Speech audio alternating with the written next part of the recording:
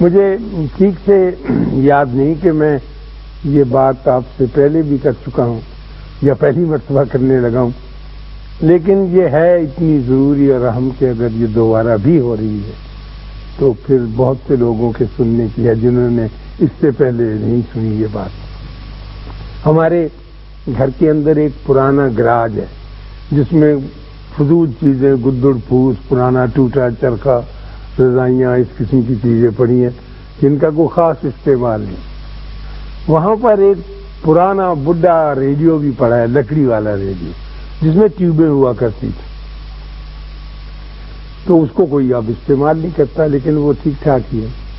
مجھے پچھلے دنوں ایک ڈبے کی ضرورت پڑی وہاں سے کہ میں لوں، اور اس میں کچھ سامان رکھنا تھا۔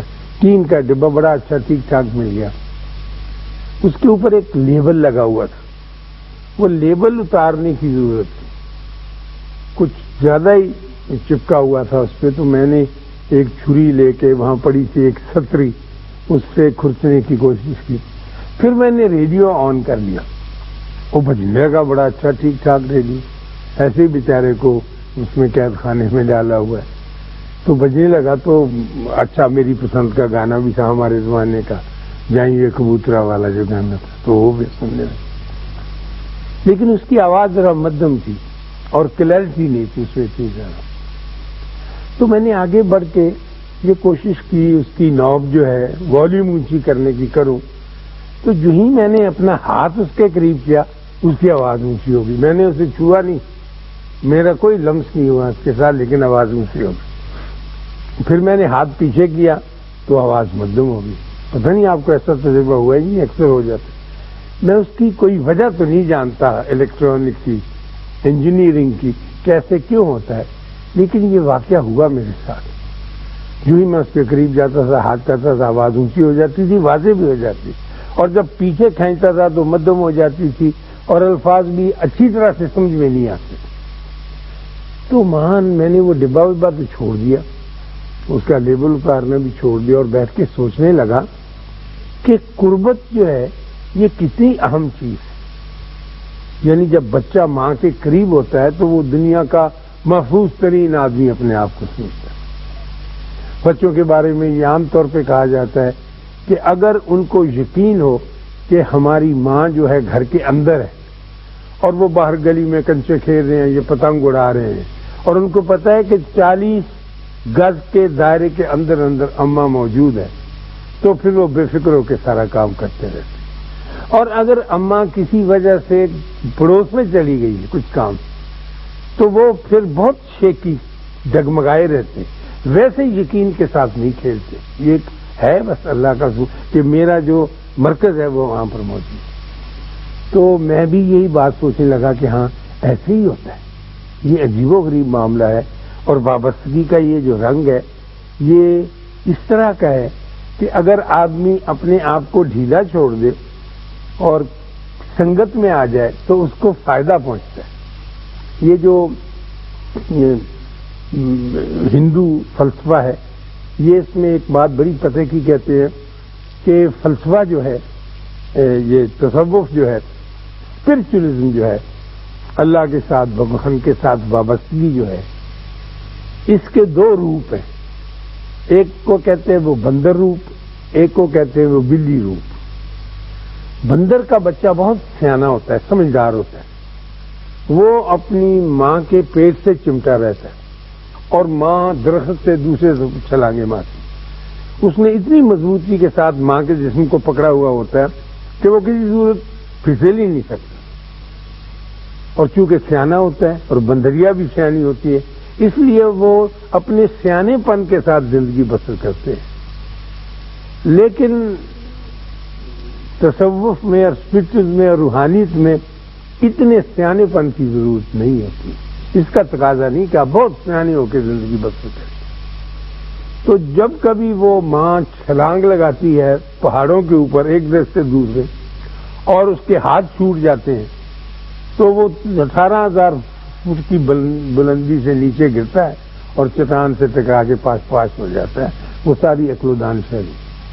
بلی کا جو بلونگڑا آپ نے دیکھا وہ کھیلتا رہتا ہے، اس کو ماں کی پرواہ نہیں ہوتی کہ کہاں ہے، اون کے گولے سے کھیلنے لگے گا تو اس کے پیچھے بھاگا ہی چلا پھرے پاگلوں کی طرح۔ ایک ڈبہ ٹین کا مل گیا پرانا کھلونا تو اس کو ہی الٹا پلٹا کے دیکھتا ہے۔ اس کو یقین ہے کہ جب میں آواز دوں گا، میاؤں کہوں گا، تو ماں کہیں سے دم اٹھائے آستی سے میری پروٹیکشن کے لیے، حفاظت کے لیے آ جائے گی۔ مجھے اس کے ساتھ چمٹے رہنے کی ضرورت نہیں، تو وہ مجھے ملے گی ضرور، اور میری قربت ایسی ہونی چاہیے مجھے پتا ہو کہ میری ماں۔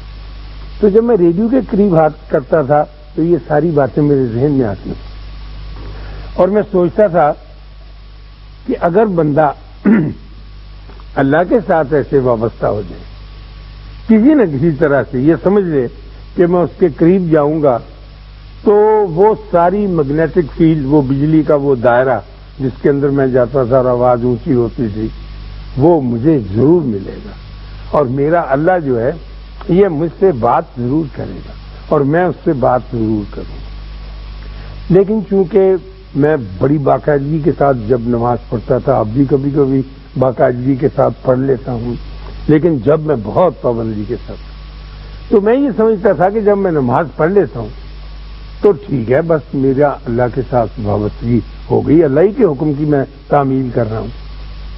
لیکن مجھے پتہ چلا کہ نماز اسلام کا ایک رکن ہے، وہ ایک حکم ہے، وہ تو پورا کیا جانا ہے۔ آپ ایک کلب کے ممبر ہوتے ہیں نا، تو آپ کو حکم دیا جاتا ہے کہ فلاں قسم کی جیکٹ پہن کے ہیں، اس قسم کی ٹائی لگا کے ہیں، ورنہ آپ اندر داخل نہیں ہو سکتے۔ نماز جب تک آپ نہیں پڑھیں گے اسلام کی کلب میں داخل نہیں ہو سکیں گے، آپ اس کے ممبر ہی نہیں بن پاتے۔ لیکن اللہ کے ساتھ وابستہ ہونا ایک اور چیز ہے۔